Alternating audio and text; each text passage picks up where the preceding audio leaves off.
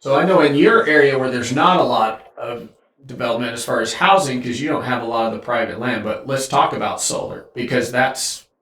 Yeah. Well, there is a lot of coming down Ironwood between Apache Junction and Santan Valley. With you got that whole D.R. Horton, thousands of people living down there.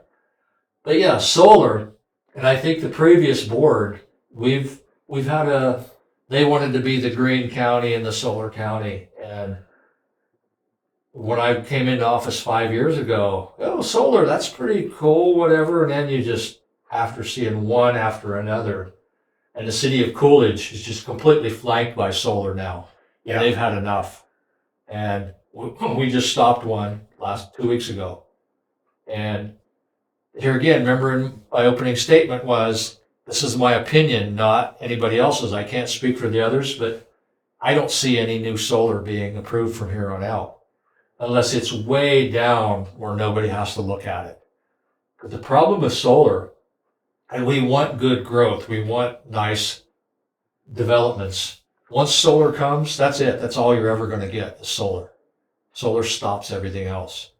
Casa Grande now, or Coolidge now, thinks they can't go this way because nobody wants to build up against solar. And it's not really that efficient. You hear a lot of how solar optimum, it's from like 60 to 90 degrees. We get so hot, the solar actually doesn't work. It's too hot, too much sun, believe it or not. Yeah. And I'm more for the gas. There's a big gas project coming, and gas is, we're both from back east. Gas is there. Gas is basically free, even though it's not free. Yeah. There's not going to be coal. I think coal's not going to happen. And we can't poll the other supervisors because of open meeting law, which we could go into for 20 minutes also. Everybody thinks we all communicate. We can't. If I talk to more than one supervisor about something, I've broken the law. I can't go to 4 and 2 both. Hey, we're going to get this vote. I want you both to vote on this. I just broke the law. I can be kicked out of office for open meeting law. That's why we have the meetings. We have to discuss this in person if you have a majority. So I can only talk to 1, 2 out of 5. So all of these decisions, and I found this strange, and I had a conversation about this with somebody else recently, and we got talking about that public meeting law thing, and I said, how does that, how do you guys form a consortium? I mean, when it only takes place in these public meetings, when it's the only time you guys are legally allowed to discuss these things, it's like, well, no wonder why some of this stuff gets so long, far into the weeds. Yeah. In my private business, if I see something that needs done, I make the phone call today. It happens tomorrow. In the county, right now, we don't have another meeting for 2 weeks. We get something on the agenda for 2 weeks. We talk about it. It's discussed. It gets put on the next meeting, 3 weeks. To be discussed. You vote it. Yeah. So it's taken a month to make that decision. Or in private, we could do that in 1 day. And it's good that I thought it was foolish at first, but it's good so that we don't have everything decided. Nothing's decided basically until we get to those meetings. Just like that last solar vote, that surprised some people. It needed a super majority of 4 to 1, and we were able to defeat it 2 to 3, and 3 to 2.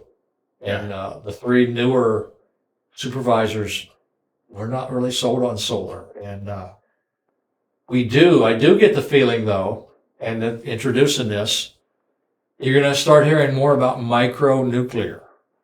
This is not Palo Verde. Palo Verde is the biggest in the West. Yeah. We don't need that with the big towers. No. You can drop a nuclear reactor onto a submarine. You can do a little nuclear reactor out here in the middle of nowhere that can power all of Gold Canyon and Peralta. Yeah. You can do one down here that would do all of Eloy, and they're clean, they're self-contained, and it doesn't have that ugly footprint that solar has. And it's very efficient. You go to France doesn't have one dam, they don't have one coal factory, it's all nuclear. Sure. They still don't have the components to just do these little micronuclears yet because the components aren't there, but they do have the idea of how it should work. And it is clean and it is safe. Yeah. We worry about earthquakes, and then those big ones like Fukushima, not Fukushima, was on a fault, and that was a problem. So Sure. you put these where they on a big enough slab that it can't be ruptured. It should be perfectly safe. Yeah. Well, I mean, look at how long even Palo Verde's been operating without any incident. And most people forget about that thing's even out there until you drive by it, and you're like, wow, that's a weird looking building. Oh. Yeah. Now, over here, this is all SRP. APS is over here. Mm-hmm. And they then lower our rates once it gets paid for. You know, we always promise that, well, we're going to get all this solar, our rates will come down. It doesn't come down. Yeah. That's, you know. What always is, I mean, a question that I've always had, and I don't, you probably won't be able to answer this, but we have these massive canal systems that run all through Pinal County, and yet we have no hydroelectric on them. And that water flows 24/7. I mean, I come from an ag background, and I look at all that moving water, and I go, why aren't we doing that instead of solar? But yeah, it doesn't move that fast, and it doesn't drop.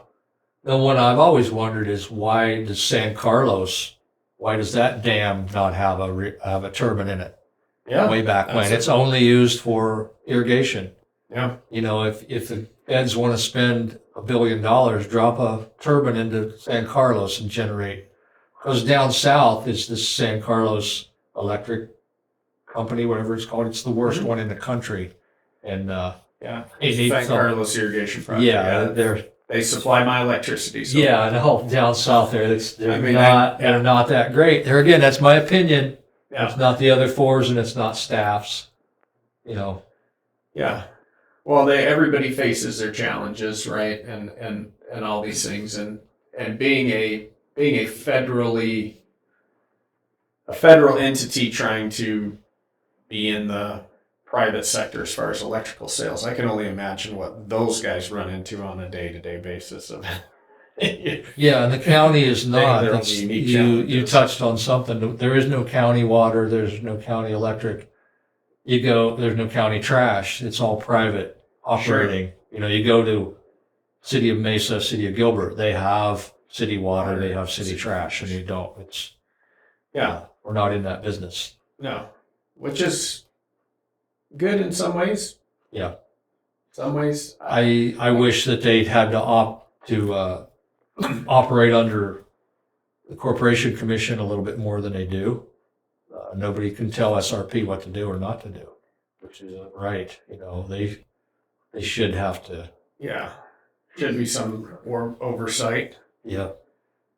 So other than, I mean, with solar, with this expansion of solar, and I know that the current administration is saying that they're not, you know, that they're not going to do these blanket funding that was taking place for all that.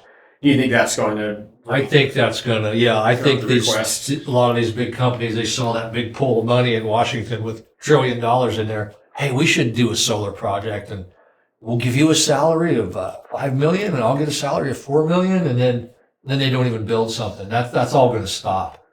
And I think that's what Doge is doing there. No, you can't waste that. California was notorious for, give us this. We'll build this high-speed rail that we don't need, and everybody gets salaries, and everybody's wife gets a salary, and the brother-in-law gets to be the PR guy.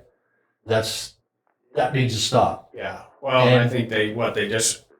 And even electric vehicles, which I'm glad that we have two in our county, Yeah. they're not going to be subsidized like they were either. They're Now one. Yeah. Well, the other one's coming back. You know, it's going to be one is going to own both. Yeah. Yeah. Which is going to be more efficient. Yeah. What we're talking about is Lucid and the Nikola.